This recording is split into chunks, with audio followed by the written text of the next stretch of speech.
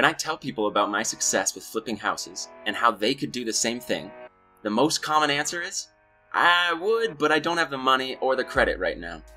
As soon as I explain that I didn't have any money when I started either, they ask, well, where did you get it then? The answer? Investors.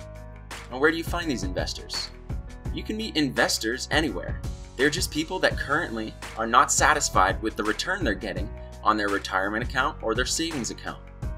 They are bidding at the foreclosure auctions every week. They're at educational conferences and seminars. They're at real estate investing meetups. They're at entrepreneur and small business meetups. They're on biggerpockets.com. Sometimes they're on Craigslist. They might even be your friends and family. You can, and I have, found investors in all of these places. To be honest, finding them is the easy part. Convincing them that you're trustworthy and that you'll be able to grow their money can be a little bit more difficult. So here are 3 of the most successful strategies that I use when trying to win the hearts and the cash of my investors. Number 1, you need to have the knowledge and the confidence that you are the right place for this investor's money. For me, this only came after I had read 20 books on real estate, sales, motivation, knocked on a bunch of doors and talked with sellers, and been to plenty of real estate investing meetups and listened to a bunch of podcasts. Only after I had done all of this did I have enough knowledge to be able to convince an investor I knew what I was talking about. This is important because investors want to know their money is safe, and obviously it is safe when the person who has it knows what they're doing. Number 2, you need to be able to add value to people, and you need to do it often. The first time I met with my first investor, we sat down at a Panera and we talked for an hour about all the different real estate strategies that I was learning.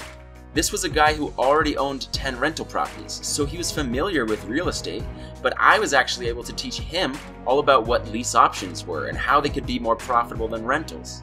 He could probably hear the excitement pouring out of me, as well as the fact that I had the knowledge to pull this off. I was so excited about the subject that I got him excited enough to invest with me.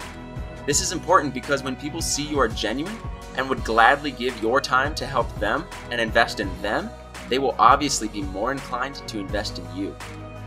Number 3, you need to actually have a deal. None of this would have mattered if I didn't actually have a deal under contract.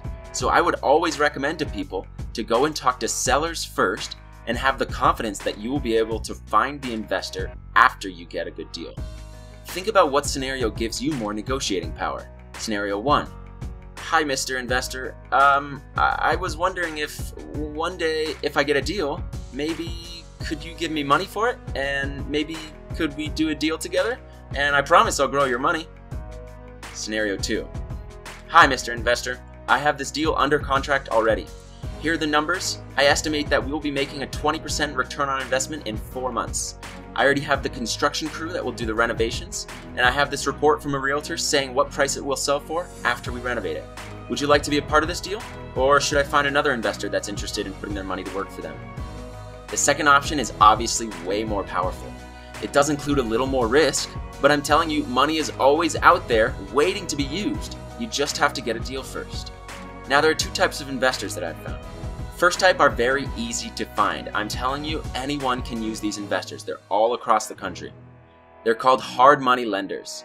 They are called that because their interest rates are very high. A typical bank right now charges 3 to 4% for a mortgage, and hard money lenders typically charge 12% or more annually, and 2 or more points up front. And by the way, points are just ways for them to get money up front. So if you borrow $100,000 for them, you have to hand over $2,000 back, or 2 points. And then you will start paying 12% annually, so $1,000 a month, when a typical mortgage for a $100,000 house is less than half of that. This sounds outrageous, right? So why would anyone use them?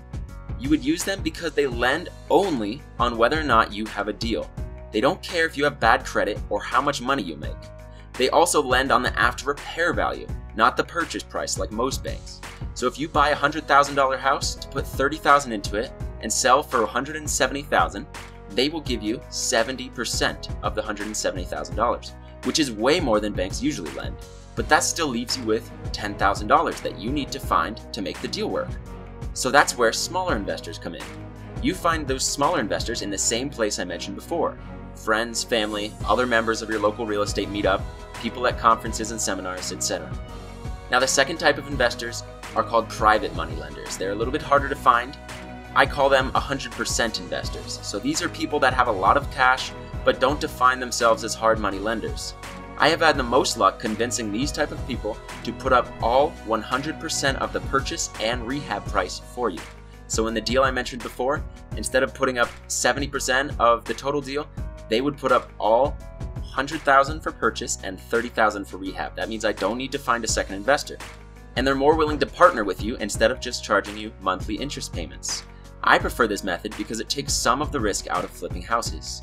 Now, whichever investor you use, you need to start doing these 3 things: learning and networking to gain knowledge and confidence, adding value to other people, and looking for deals and getting them under contract. Comment below if you would like to see me make a video on my reading list next, or how I find deals. Which one would you like to see next?